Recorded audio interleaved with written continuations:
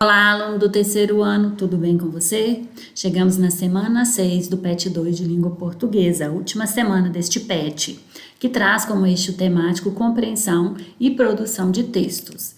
O tema de hoje é artigo de opinião. Vamos continuar falando sobre esse tipo textual, dissertativo argumentativo, e estudaremos um texto desse gênero e você vai aprender a reconhecer a estrutura desse texto e também a produzir uma versão dele.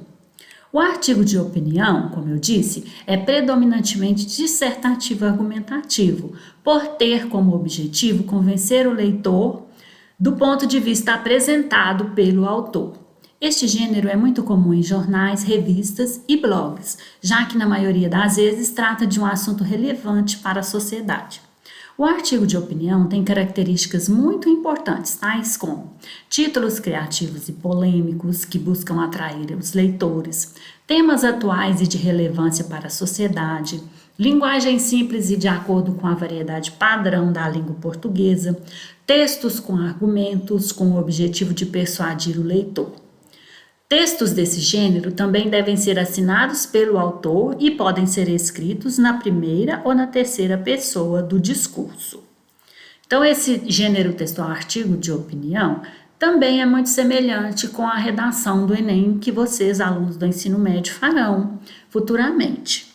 A única diferença é que o artigo de opinião ele pode ser escrito na primeira pessoa do discurso e também deve ser assinado. Na redação, você não deve utilizar a primeira pessoa nem assina. Vamos conhecer a estrutura do gênero artigo de opinião. Ela tem esse seguinte padrão: a introdução, que deve haver apresentação do tema, que é o assunto principal de que o texto tratará, e da tese, que é o posicionamento do autor sobre aquele tema que ele está discutindo. O desenvolvimento, onde o autor deve discorrer sobre aquilo que ele posicionou na tese. Neste momento do texto, o autor deverá formular argumentos que irão convencer o leitor de que a sua posição é a correta. Então, aqui no desenvolvimento vai entrar toda aquela questão que você pode colocar argumentação através de exemplos, de enumeração, de citação. E na conclusão, o autor pode fazer uma síntese do desenvolvimento do texto e, em seguida, reiterar a tese, agora comprovada pelos argumentos. Ele pode também oferecer ao leitor uma proposta de solução para aqueles problemas discutidos. Então, essa é a estrutura do artigo de opinião: introdução, desenvolvimento, conclusão. Essa estrutura é para facilitar a organização da escrita do autor e também para ajudar o leitor a compreender melhor aquilo que está lendo. Para fazer as atividades de hoje, nós vamos ler um artigo de opinião de Débora de Souza Magalhães, Chega de Violência. A violência contra a mulher no Brasil vem aumentando assustadoramente. A cada 12 segundos, uma mulher é violentada, dados altíssimos se comparados aos outros países. 61% das mulheres assassinadas são negras e 36% dos casos acontecem ao final de semana por seus parceiros. As leis deveriam ser mais rígidas para os que cometem esses tipos de violência, ou então chegaremos a números ainda mais alarmantes. Então, aqui há a introdução do artigo de opinião, que apresentou o tema violência contra a mulher no Brasil e apresentou a tese, que é a última frase aqui, o último período do texto, onde diz que as leis deveriam ser mais rígidas para os que cometem esses tipos de violência. Muitas mulheres se casam e depositam toda a sua confiança em um relacionamento conjugal com a certeza de serem felizes. Elas se unem e acreditam ter encontrado o amor da sua vida. Depois vêm os filhos, surgem os problemas financeiros e as brigas começam a aparecer. Logo pensam em separação, mas desistem ao imaginar que não teriam capacidade de viverem sozinhos. Então aqui já começou a argumentação.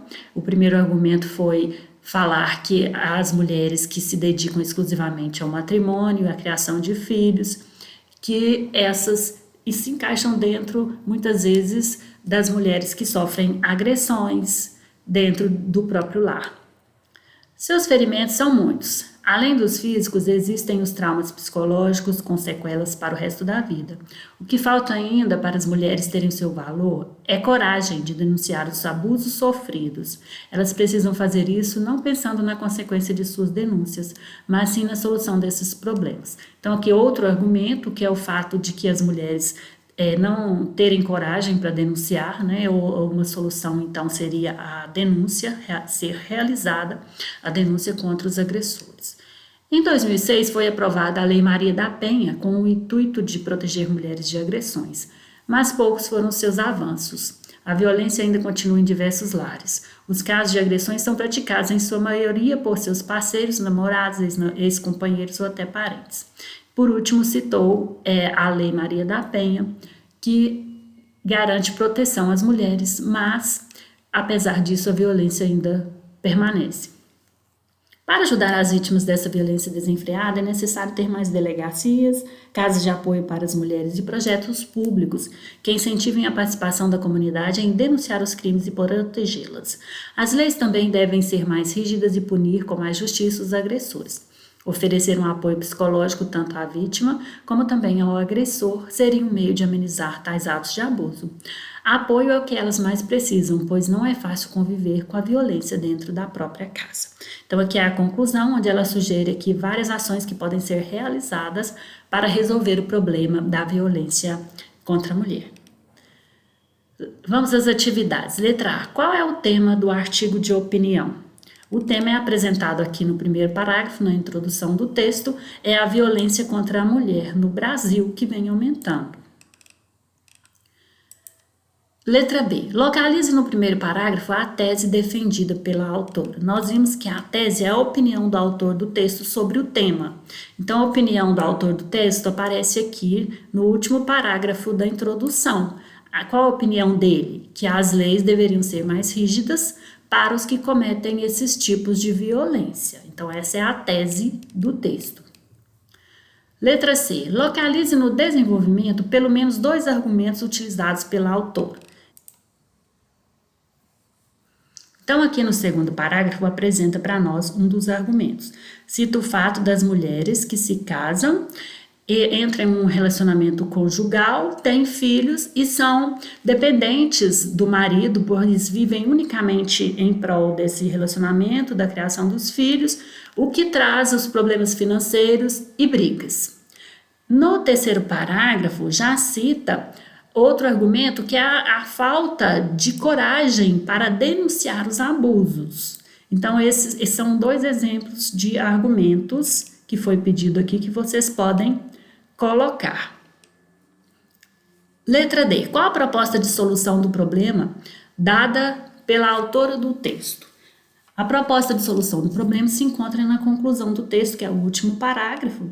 Ela cita que é preciso ter mais delegacias, casa de apoio, projetos públicos que incentivam a participação da comunidade em denunciar os crimes e proteger as mulheres. E fala também que as leis devem ser mais rígidas e punir os agressores.